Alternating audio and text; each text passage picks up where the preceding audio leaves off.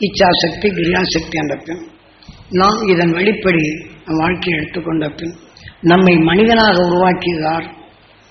நாம் பாம்பா இருந்திருப்போம், அவர்களை தாக்க எண்ணிருக்கும். அந்த தாய் அவர்கள் அந்த பாம்பை அழித்திருப்பார்கள். பாம்பை அழித்த பின் உயிர் அவருடன் இந்த உயிர் அவர் உணர்வு எடுத்து கருவாக சந்தர்ப்பம் நாம் மனிதரை உருவாக்க.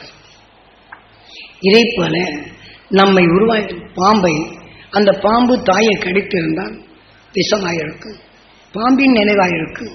தாய் பாம்பின் உடலுக்குள் புகுந்து அது பாம்பாக தான் பிறக்கும்.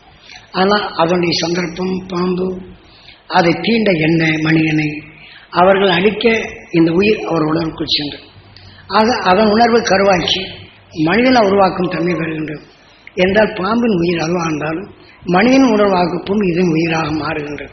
இந்த உயிர் இதை உணர்வுக்குப்ப இந்த மனித உடலை உருவாக்கும் தன்மை பெறுகிறது. ஆக நம்மை மனிதனாக உருவாக்கியது யார்? நமது தாய் தந்தை என்பதனை உணர்த்துவதற்குத்தான் அவர்கள் நமக்கு கடவுள். மனிதனாக உருவாக்கியது நம்ம தாய் தந்தை தான் நம்மளுக்கு கடவுள். அதே சமயத்தில் தாய் தந்தை தான் கடவுள் என்றாலும் நமது தாய் இப்போ குழந்தைகளை பார்க்குறோம், எத்தனை நோய்பட்டு எத்தனை அவசப்படுகின்றது. அது பாசத்தால் வகர்ந்து அதை வேதனையில் நாம் தாங்கி நம் குழந்தை காக்க எத்தனை தான் கஷ்டப்பட்டாலும் தன் குழந்தையை காக்க இந்த தாய் எத்தனை நிலை சென்று அந்த தாயே தான் நம்மளுக்கு முதல் தெய்வம். நாம் ஒன்றும் அறியாத போதும் நம்மை காத்ததும் அந்த காத்து நாம் நகர்ந்து நாம் அறிவாக தெளிவாக்க இங்கே அந்த துருவ நட்சத்திரத்தின் பேரருளும் பேரொழியும் எங்கள் தாய் தந்த உடல் முழுதும் படர்ந்து அவர் இரத்த நாணங்களில் கலந்து அவர் உடல் முழுது ஜீவான்மா ஜீவானுக்கள் பெற்று எங்களுக்காகப்பட்ட வேதனைகள் எல்லாம் கலைந்து அந்த மகிழ்ச்சியின் சக்தி துருவ நட்சத்திரத்தின் பேரோட்பட்டு மலரை போல மனம் பெற்று மகிழ்ந்து வாழும் சக்தி என் அன்னதந்தை பெற வேண்டும். ஏனென்றால் அவருடைய உணர்வுதான் நமது உடல். ஆக இந்த உணர்வின் துணை கொண்டு அதை கவர்ந்து அவர் உடலிலே நாம் கொடுக்க முடியும். இப்படி செய்வதற்குத்தான் அந்த அன்னதந்தையை நாம் மதிக்க வேண்டும். அன்னதந்தைக்கு பெற வேண்டும் என்று எண்ண வேண்டும். இப்படி முறைப்படுத்தி வணங்கினால் உண்மையிலே தெருவில் நாய் துரத்துது என்று வைத்துக்கொள், அம்மான்னு சொன்னா போதும் அந்த நாய் கடிக்க வர எல்லாமே தாய் பாசம் கொண்டு. காட்டுக்குள் புலியோ நரியோ யானையோ வருது என்று வைத்துக்கொள், வேற யாரையும் கூப்பிடாது. அந்த கடவுள் இந்த கடவுள், அந்த சாமி இந்த சாமி, பெரிய நான் அந்த சாமியை பார்த்தேன் இந்த சாமியை பார்த்தேன், இப்போ என்னை பெரிய சாமி நினைச்சாங்க. என்னை நினைக்கிறது பதில் தாயை நினைத்தால் போதும், அம்மா நினைத்தால் போதும். அந்த தாயின் உணர்வு குவித்து விடும். உற்று பார்த்த தாக்க ஒரு உணர்வு அதிலே தாக்கும். அந்த தாய் பாசத்தால் தாக்கும் நிலையை மாறும். ஆக தாய்க்குண்டான சக்தி வேறு யாருக்கும் இல்லை. தாயிடம் நல்ல வாக்கு நீ நல்லா போப்பா அப்படின்னு சொன்னா போதும், அதன் உணர்வு துரிதமாக வேலை செய்யும். தாயிடை சங்கடப்பட்டு நீ செய்யாருன்னு சொல்லி போனால் அந்த காரியங்கள் வெற்றி பெறாது. ஆக தாய் அன்பை பெற்று என்றும் அந்த நிலைகள் எவர் செய்கின்றதோ அவர் வாழ்க்கையில் உயிரென்ற நிலைகளில் உணர்வை ஒளியாக்கும் அந்த நிலையை பெறுகின்றன. தாய் அன்பை நாம் பெற கற்றுக்கொள்ள வேண்டும். இந்த வாழ்க்கை செல்வம் நமக்கூட வருவதில்லை. தாய் அன்பை பெற்று வரும் தீமைகளை நீக்கி நாம் இந்த உடலுக்கு நாம் பிறவியில்லாத விளையாடுங்கள். ஆனால் அந்த துருவ நட்சத்திரத்தின் பேரருள் என் அன்னதந்தை பெற வேண்டும் என்று, எனக்காகப்பட்ட துயரங்கள் நீங்க வேண்டும் என்று, மலரை போல மனம் பெற வேண்டும், மகிழ்ந்து வாழும் சக்தி பெற வேண்டும் என்றென்றும் என் அன்னதந்தை அருளாசி எனக்கு உறுதுணையாக இருக்கு. நான் நினைக்கும் போதெல்லாம் நல்வழி காட்டும் அந்த அருசக்தி என் அன்னதந்தை பெற வேண்டும், அதன் வழி நாம் பெற வேண்டும் என்று நினைத்து வருதல் வேண்டும். ஆக இதை போல நாம் எண்ணிப்பின் பின் நம் வாழ்க்கையில் நாம் யாரையெல்லாம் பார்த்தோமோ அவர்களுக்கெல்லாம் அந்த துருவ நட்சத்திரத்தின் பேர்கள் பெறும். அவர் அறியாத இருள் நீங்கணும், அவர் ஒன்றுபட்டு வாழணும். இப்போ நம்மளை திட்டிருப்பாங்க, அவங்க பொருளறிந்து செயல்படும் தெரியும். இனிமேல் நல்ல பாச உணர்வு தோற்றுவிக்கணும். அவர்கள் குடும்பங்களின் பற்றும் பாசம் வர வேண்டும். அரவணைத்து வாழும் அரிசக்தி நாம் பார்க்கும் குடும்பங்கள் அவர் அந்த தெய்வீக பண்பு அவர் குடும்பத்தில் படர வேண்டும். அவங்க குடும்பம் மலர்ப்பல மலர் பெற வேண்டும், மகிழ்ந்து வாழும் சக்தி பெற வேண்டும் என்று இதை நாம் ஒவ்வொரு நிமிடமும் அந்த துருவ நட்சத்திரத்தின் உணர்வு கவர்ந்து நாம் உயிரை சேர்த்து அந்த உணர்வு உண்மை நீராக மாறி நம் ஆகாரத்துடன் கலக்க செய்வோம். இப்போ வேதனைப்படுவோரை பார்த்தால் அந்த வேதனையின் விஷத்தின் தன்மை நம் உடலை கண்ட பின் நம் உடலை ஜீர்ணிக்கும் உறுப்புகள் விஷம் பெற்ற பின் சரியாக ஜீர்ணிக்கும். இப்போ நீங்கள் எல்லாம் புளியங்காயை சாப்பிட்ருக்கீங்களா? எத்தனை பேர் சாப்பிட்டுருக்கீங்க? சாப்பிட்டுருக்கீங்களா? இப்போ உங்க வாயில எச்சி வருதான், புளியங்காய்ன்னு சொன்ன உடனே எச்சி வருது இல்லையா? இதே போலதான் நாம் கேட்ட நுகர்ந்த உணர்வு உயிரிழப்பட்டு உணர்ச்சிகள் ஈக்கினாலும் அது அமிலமாக மாறி நாம் ஆகாரத்துடன் சேர்க்கப்படும்போது வேதனை என்று உணர்வானால் நாம் சத்துள்ள ஆகாரத்தை காசு போட்டு செய்தாலும் இந்த விஷத்தின் தன்மை அதிகமாகிவிட்டால் அது நமக்குள் அஜீரணமாகும். அதிகமான வேதனைப்பட்ட திடீர்னு இப்படி ஆயிப்போச்சேன்னு வேதனை அதிகமானால் வைத்தாலும்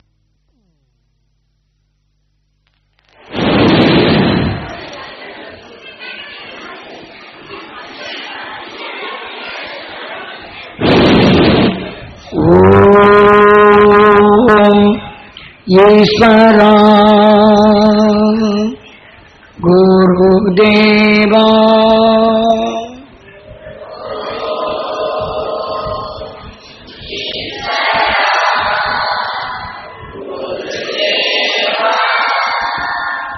அதனால்தான் இங்கே இந்த விநாயகருக்கு முன்னாடி காலையில் விநாயகரை வடமேற்கில் வைத்திருப்பார்கள், வடகிழக்கில் வணங்கும்படி செய்திருப்பார்கள். நாம் முதல்ல சொன்ன முறைப்படி இதே போல எடுத்து அந்த துருவ நட்சத்திரத்தின் பேரருளும் பேரொழியும் நாம் பெற வேண்டும்.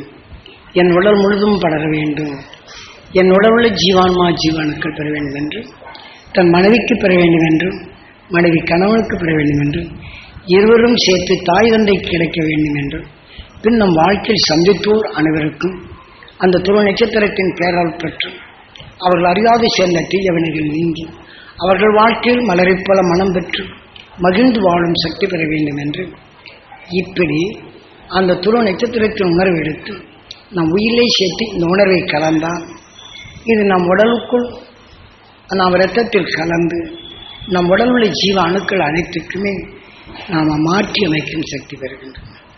இப்போ நாம் நல்ல குணங்களாக இருந்த வேதனைப்படும் ஒரு உணர்வில் நுழைந்தால் நம் ஆகாரத்துடன் கலந்து நாம் சிந்திக்கும் ஆற்றல் மிக்க அந்த அணுக்களில் இந்த விஷம் கலந்து நம் நல்ல உடலை கெடுக்கும் நோயாக மாறுகிறது. இந்த நோயெல்லாம் நீக்கி வாழ்க்கை தெரிந்து கொண்ட தெளிந்த நிலையில் பெற வேண்டும் என்று சாதாரண மக்களும் இந்த பிள்ளையார் நீ சிந்தித்துப்பார், உயிரால் உருவாக்கப்பட்டது, நாம் எதை எண்ணமோ அதையெல்லாம் நுகர்ந்து அதன் வழி அன்று வழி நடத்தி அதன் வழியை நம்மை உடலாக்கி என்று நம்மை மனிதனாக உருவாக்கியது என்பதனை தன்னை அறிவதற்காக இப்படி வைத்தனர். இதே போல இன்று சாதாரண மக்களும் இன்று எடுத்துக்கொண்டால் ராமேஸ்வரத்தில் நம்ம மூதாதைகளை இறந்து விட்டால் அவர்களை இங்கே சுத்த சாம்பல் எடுத்து போய் அங்கே நாம் கடற்கரை ஓரத்தில் உட்கார்ந்து ஜென்ரேட்டர் அமர்ந்து கொஞ்சம் அங்கே சவுண்டு கொஞ்சம் கம்மி, ஜென்ரேட் சவுண்டாக சரி சரி சரி. ஆகையினாலே இப்போ நாம் என்ன செய்கிறோம், அங்கே போய் மந்திரத்தை சொல்லி அப்பா அம்மாவெல்லாம் அந்த அவர் செய்த தோஷமெல்லாம் நமக்குள்ள இருக்கும், ஒரு மந்திரத்தை சொல்லி அதுக்கு வேண்டிய நிலைகள்லாம் செய்து கடலில் கொண்டு போய் அவர் கொடுக்கக்கூடிய பிண்டத்தை கலைச்சாச்சுன்னா நம்ம மூதாதைகளும் நம்ம தாய் செய்த பாவமெல்லாம் நமக்குள் வராது. இந்த பாவத்தை கடலில் கொண்டு கரைத்து விட்டு பாவம் தொடராது இருப்பதற்காக வேண்டி ராமேஸ்வரத்தில் நாம் என்ன செய்கிறோம், 27 கிணறுகளில் தண்ணி எடுத்து மோந்தி குளித்து விட்டு கடைசி கோடி தீர்த்தம் என்ற நிலை வாங்கினா அவர்கள் தோஷத்தை கழித்து விட்டோம், நமக்குள் தோஷம் இனி வராதென்று நம்மை தப்பான வழிகளில் இப்படி செய்துள்ளார்கள். ஆக மனிதனானது இந்த 27 நட்சத்திரங்களும் பல தாவர இனங்களில் கலந்து அதையெல்லாம் எத்தனையோ உடல்களை நாம் கலந்து மனிதனாக போகும்போது அந்த 27 நட்சத்திரத்தை உணர்வு உருக்காயிருக்கின்றது.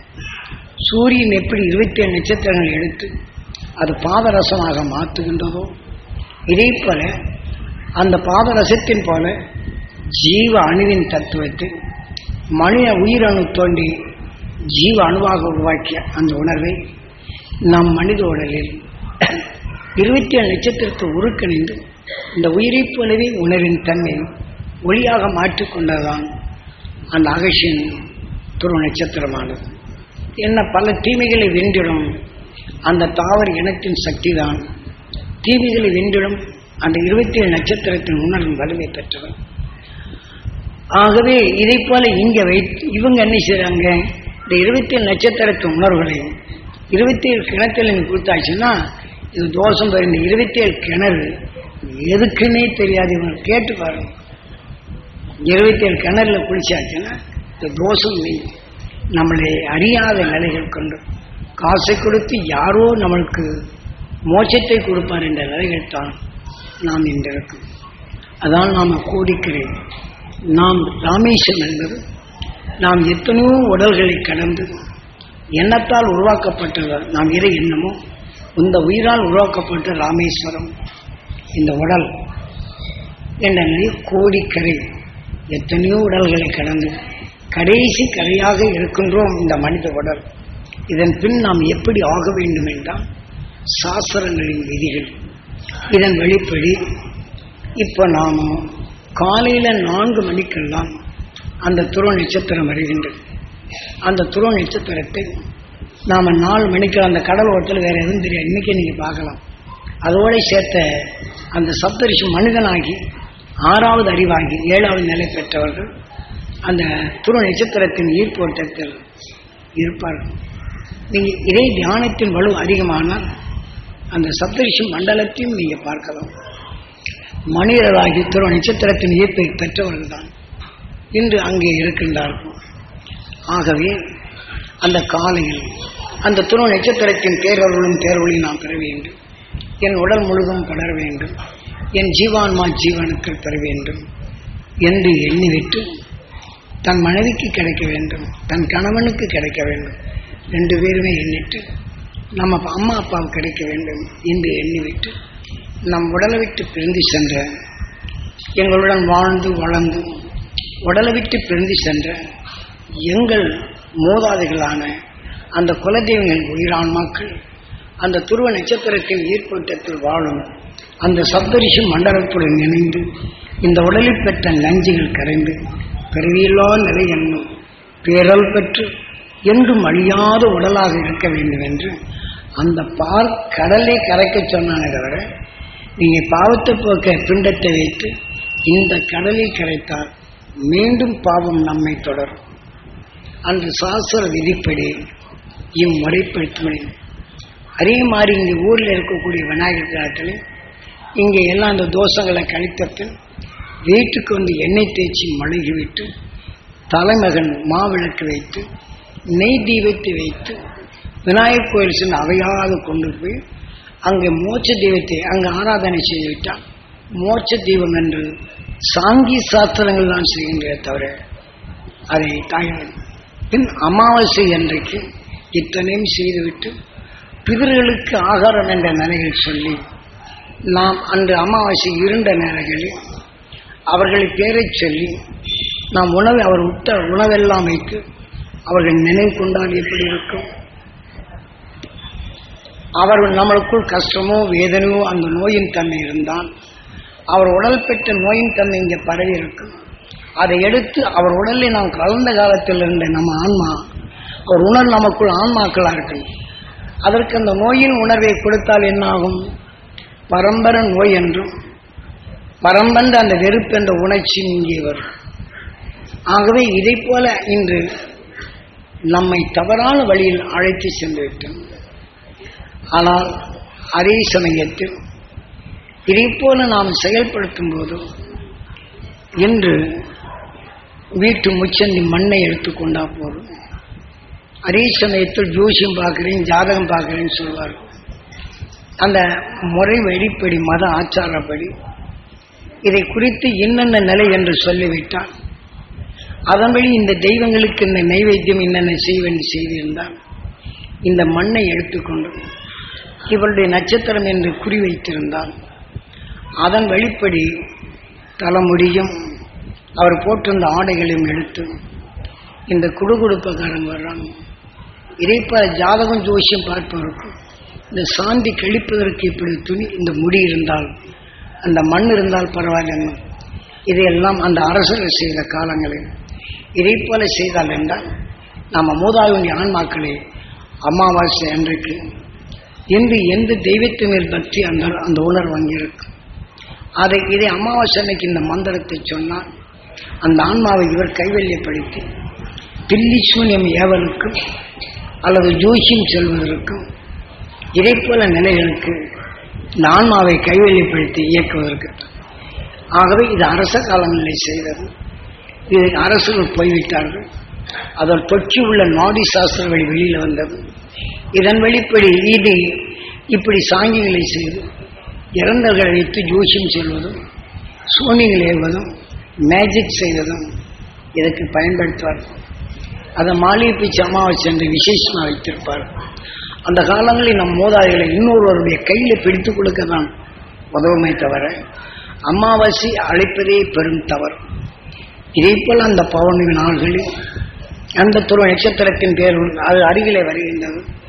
அந்த துருவ நட்சத்திரத்தின் பேரருளும் பேரொழியும் பெற வேண்டும்.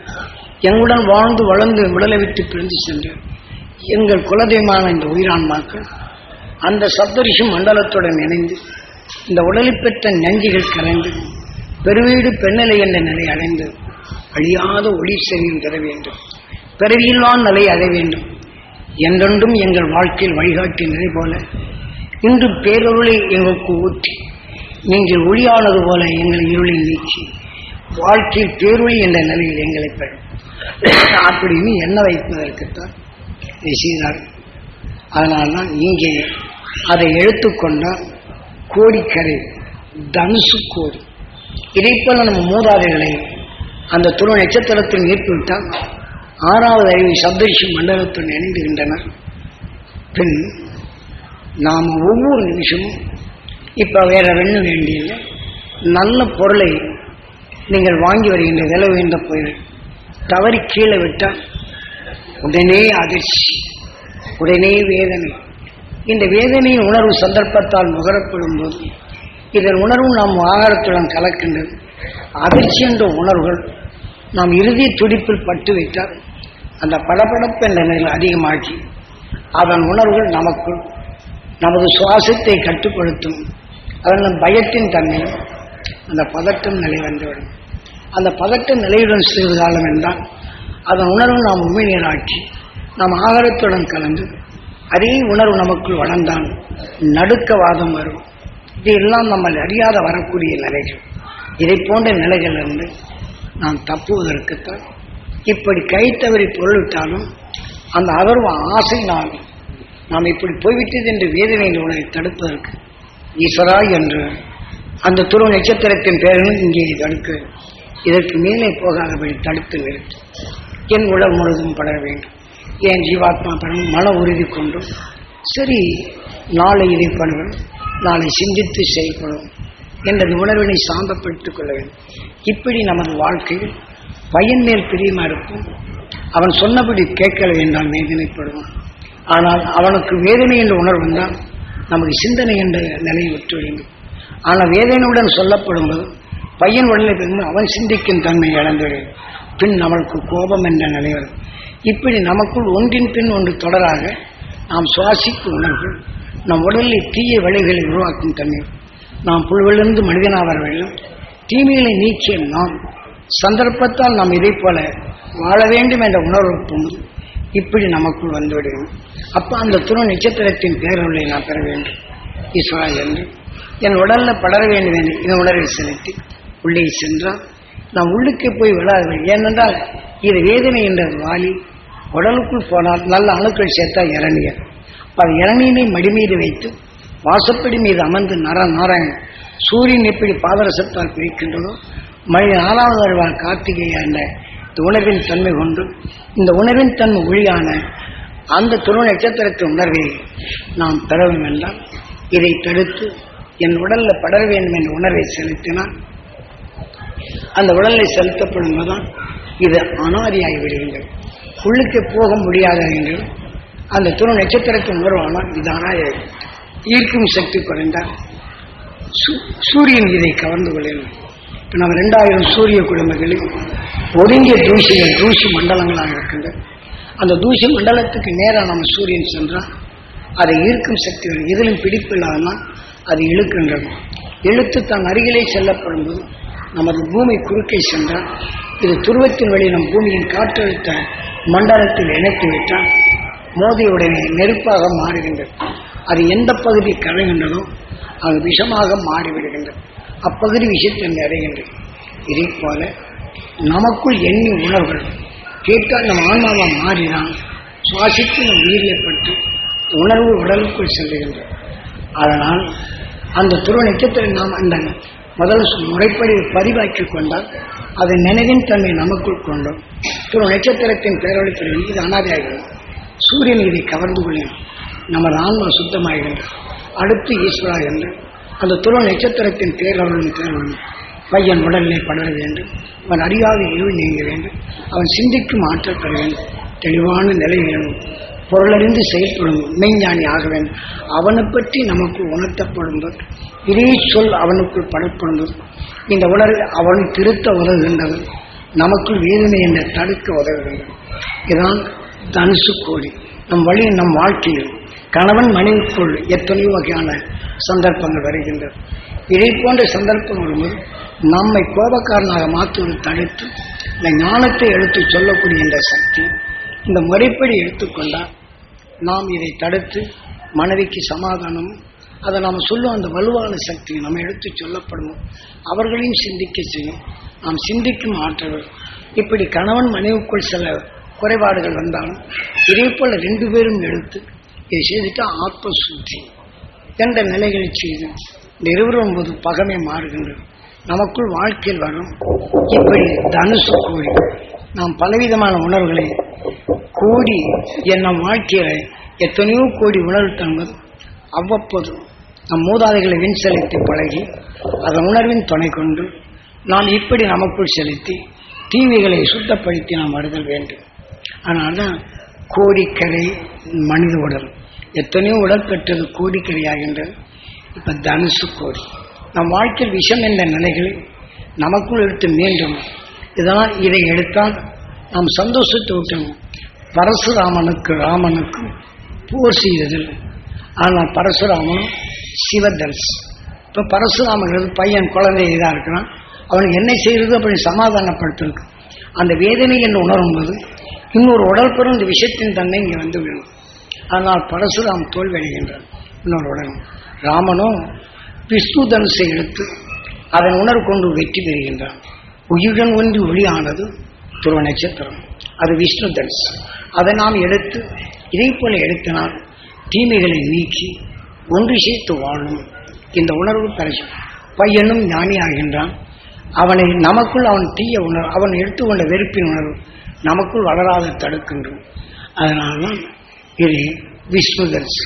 இப்படி நம் வாழ்க்கையில் ஒவ்வொரு நிமிஷமும் இதை போல எண்ணி வந்தால் தனுசு கூடி தீமைகளை நமக்குள் வராது தடுத்தால் உயிரோடு சேர்த்து நம் உடலில் இருக்கக்கூடிய ஒவ்வொன்றும் ஒன்றாகின்றது. பிறவியில்லாதவை அடைகின்றது. இது கடவுளின் அவதாரத்தில் நாம் மனிதனாகப்படும்போது அதான் தசரத சக்கரவர்த்தி. இந்த மனிதனை உருவாக்கும் போது 10வது நிலை அடையக்கூடிய அந்த சக்கரவர்த்தி நிலை வருகின்றது. ஆகையினால் நாம் ஒவ்வொரு உடலையும் நாம் தப்பிக்கொள்ளும் நிலை வேணும்னா இச்சவா வம்சம். நாம் இச்சைப்பட்டு உணர்வின் தன்மை அந்த அறிவின் தன்மை நம் உடலாகும்போது 10வது நிலை அடையக்கூடிய தசப்பிரியம். ஆகவே முதல்ல புலனறிவை அழிந்து கொண்டவர் புலசியர். ஆகவே இதன் உணர்வின் தன்மை நமக்குள் எடுத்து இந்த உடலாக போகும்போது புலசியர் வம்சத்தில் வந்தவன் அதாவது ராவணன். ஆக தீமை என்ற உணர்வின் புலனறிவால் தன் இனத்தின் தன்மை தான் பிறக்கும் தன்மை வரும் என்று இப்படி புலசியர் வம்சத்தில் நமது வாழ்க்கையில் நாம் எத்தனையோ தீமையில் விட்டு நாம் சந்தோஷப்படும் மகிழ்வாக மகிழ்ந்து வாழக்கூடிய சக்தி இருக்கணும். நாம் இப்போது என்ன செய்கின்றோம்? வேதனை வேதனை என்று உணர்வு இருக்கும்போது இதை உணர்வு ஓம் நமச்சிவாய என்று நாம் உணராகும்போது இந்த சிவத்தின் தன்மையில் நமக்குள் நோயோ கடுமையான வேதனைகளோ கடுமையான கோபம் வந்தால் சீதா சந்தோஷப்படக்கூடிய உணர்வுகள் நமக்குள் சிறைப்பிடித்து விடுகின்ற. சீதாவை ராவணன் சிறைப்பிடித்து விடுகின்றான். நாம் 10வது நிலை அடையக்கூடிய நிலையில் நமது உடல் சந்தோஷத்தை விடுவதில்லை. ஆகவும் உடலில் வெறுப்போ வேதனையோ கோபமோ இதை போல நல்லது எண்ணுகின்றேன், பிறர் செய்ய தவறை நுகர்கின்றேன். உணர்வின் தன்மை பிரம்மமாகின்றது. உடலின் தன்மை ஆனப்பின் அதே கோபத்தின் உணர்வுதான் எடுத்து வளர்க்கும் தன்மை. அவர்கிட்ட போய் சந்தோஷம் சொன்ன கேட்பீங்களா? கேட்க மாட்டான். அதாவது சீதாவை ராவணன் சிறைப்பிடித்தான் என்ற இதை போல நாம் தசரத சக்கரவர்த்தி என்றும் தசப்பிரியன் என்றும் கடவுளின் அவதாரம் 10 என்றும் இந்த உயிர் பல கோடி உடல்களை சேர்த்து மனிதனாக உருவாக்கியது என்ற நிலையை இப்படி எடுத்துக்கொண்டுதான் அந்த இதையெல்லாம் ஒவ்வொரு நிமிஷமும் நாம் தீமைகளை நீக்க சிவன் ராத்திரி நாம் உடல் பெற்ற நாள், மகா சிவன் ராத்திரி மனிதனான நாள். ஆக சுவையின் உணர்வு பெற்ற நாள், ராமன் பிறந்த நாள், எண்ணங்கள் தோற்றுவித்த நாள். அதே சமயத்தில் எண்ணத்தால் பார்க்க வேண்டும் உணர்வால் கண்கள் பிறந்த நாள். இதெல்லாம் நம்ம 12 மாதங்களில் இதையெல்லாம் நாம் கண் கிழந்த நாளும் எப்படி உருவானது மனிதனால் அறிந்து கொள்ள அந்த நாளை நாம் எடுக்கிறோம். இன்னைக்கு என்ன செய்யறோம்? ராமன் பிறந்த நாள் என்றால் நாம் எண்ணத்தால் நாம் நல்லதை செய்யக்கூடிய தன்மை வருகின்றது. ஆனால் அதை நாம் என்ன செய்யணும்? நல்லதை செய்யவில்லை. அன்னைக்கு நல்லதே செய்யக்கூடாதுங்க. நவமியில ஒண்ணுமே செய்யக்கூடாதுங்கிறாங்க. நாம எண்ணத்தால் கண்கள் ஊட்டாங்க. கண்கள் பிறந்தது அன்னைக்கு தெரிந்து கொள்ளக்கூடிய சக்தி. அப்ப நாம தெரிந்து கொள்ளக்கூடிய ஆற்றல் பெற்ற நாள்னு நினைக்கிறதுக்கில்லை. அப்ப அந்த நேரத்தில் நல்லை நாம் தெரிந்து கொள்ள நிலையில் வருகின்ற நல்லது கெட்டது என்று தெரியும். அப்ப அந்த நாளை நீ நல்லதவே எண்ணாதே, நல்ல காரியம் செய்யாதேங்கிறாங்க. இதுகளெல்லாம் தலைகீழ பாடமாக போய்விட்டது. அதனால அஷ்டமியில் நவமியில இப்ப நாம இப்படிங்கிறோம். வட இந்தியா பக்கமெல்லாம் இல்லது கர்நாடகா பக்கம்னா அஷ்டமி நவமியில தான் நல்ல காரியங்களை செய்யறாங்க. தமிழ்நாட்டில் அதை செய்யறதில்லை. இதே போல கண்ணன் அதாவது தீபாவளி நாம கண்கள் வரப்போகும்போது தெரிந்து கொள்ள காலம் யாரு? நாம் கண்களான எப்படி நல்லது கெட்டதுன்னு தெரியும். இதுதான் தீபாவளி. நாம் தெரிந்து வாழக்கூடிய வழி இந்த கண்கள் பெற்றது. இந்த தீபாவளி அன்னைக்கு என்ன செய்யறான்? நரகாசுரனை கொண்ட நாள் யார்? கண்ணன். அப்ப நாம் என்ன செய்யறோம்? தீமைகளை நீக்கி உணர்வின் தன்மை ஒளியின் உடல் பெற்றது துருவ நட்சத்திரம். இந்த 4 மணிக்கெல்லாம் சூரியன் அதை வெளிப்படுத்திக் கொண்டார். அந்த நேரம் இந்த கண்களின் தன்மை கொண்டு தீமையை நீக்கி உணர்வை அதை பெற வேண்டும் என்று இயங்கி என் உடலுக்குள் அதை செலுத்தி என் உடலுள்ள ஜீவான்மா பெற வேண்டும் என்று நான் எனது வாழ்க்கையில் யாரையெல்லாம் பார்த்தனோ அவர் குடும்பமெல்லாம் அந்த துரு நட்சத்திரத்தின் பேரால் பெறணும். மகிழ்ந்து வாழும் சக்தி பெற வேண்டும். மகிழ்வான வாழ்க்கை வேண்டும். ஒன்றுபட்டு வாழும் வேண்டும். அன்பு கலந்த நிலை வேண்டும். மகிழ்ந்து வாழும் தன்மை வேண்டும். அந்த நேரத்தில் நாம எடுக்க வேண்டும். அப்ப நாம் இதை போல நாம் எல்லாரும் ஒன்று சேர்ந்த மாதிரி நாம எடுத்தவன் என்னாகும்? இந்த தீமை என்ற நிலை ஒதுக்கப்படும். காலையில் சூரியன் அன்னிச்சது அந்த தீமை என்ற பூமியில் இருப்பது அதை எடுத்துட்டு போகும். இந்த பரமாத்மா சுத்தமாகுது, நமது ஆன்மா சுத்தமாகுது, நம் உடல் உள்ள ஜீவான்மா சுத்தமாகுது. இதை செய்வதற்கு தத்துவ ஞானி அந்த அகசியம் இவ்வளவு தெளிவாக வருது. நான் தீபாவளி அன்னைக்கு என்ன செய்யறேங்க? என்னம்மா மாமன் மாமியாருக்கு திண்டாட்டம், பொண்ணு மாப்பிள்ளைக்கு கொண்டாட்டம். அன்னைக்கு பார்த்து தீபாவளி அன்னைக்கு நடக்கும். தீபாவளி அன்னைக்கு விசேஷ நிலை வச்சு பட்டாசு வாங்கி கொடுக்கலன்னு சொன்னாட்டம். பட்டாசு வாங்கி கொடுத்தா போட்டுவிட்டு இவன் நரகாசம் வேதனைப்படும் நிறைய. நாம் அன்று முழுமைக்கு அமைதியாக உட்கார்ந்து வேறு குறைகள் இல்லாத வழி அந்த துரு நட்சத்திரத்தின் பேரவளை நாம் பெற வேண்டும். எங்கள் உடல் முழுதும் படர வேண்டும். எங்கள் குடும்பம் முழுதும் படர வேண்டும். நாம் ஒரு தொழிலையும் எடுத்திருக்கோம். என் தொழில் நஷ்டம், என் தொழில் முழுதும் படர வேண்டும். அதை பயன்படுத்துவோர் குடும்பம் நலமாக வேண்டும். விவசாயம் செய்ய வேண்டும். விவசாயம் செய்யோர் குடும்பம் நலமாக வேண்டும். அந்த பயிரினங்கள் செலுத்தி வர வேண்டும். நமக்குள் இருக்கக்கூடிய கஷ்டத்தை நீக்கிவிட்டு குறைகளை நீக்கி அருளை பெருக்கி இந்த உணர்வை நாம் பரப்பப்படும்போது நம் உடலுக்குள் அந்த துரு நட்சத்திரத்தை பிறப்பும்போது இது அனாதை ஆகி காலையில் சூரியன் எடுத்து வச்சுக்கணும். இப்போ நாம் என்ன செய்யறோம்? எண்ணெய் தேய்ச்சி குளிச்சு புத்தாடைகள் இருக்கு. நம் வாழ்க்கையில் வந்த தீமைகளை நீக்கி நமக்குள் அருள் என்ற புத்தாடையை நமக்குள் ஆன்மாவை சேர்க்கும்படிதான் சாஸ்திரங்கள் கூறுத ஒழிய இவர்கள் மாறி தீபாவளி அன்னைக்கு அசுர குணங்களும் இந்த கொண்டாடுவதற்கான தவறான வழிகளையும் செயல்படுத்தல். அன்னைக்கு அமைதியாக இருந்து தீபாவளி அன்னைக்கு நம்முடைய பார்த்தோர் கேட்டோர் அனைவருடைய குடும்பங்களிலும் அந்த துரு நட்சத்திரத்தின் பேர் இருக்கும். அவன் குடும்பம் எல்லாம் மலரை போல மனம் பெற வேண்டும், மகிழ்ந்து வாழும் சக்தி வேணும். என்னிடம் தொழில் செய்த அவர்கள் குடும்பம் அதே போல இருக்கணும்.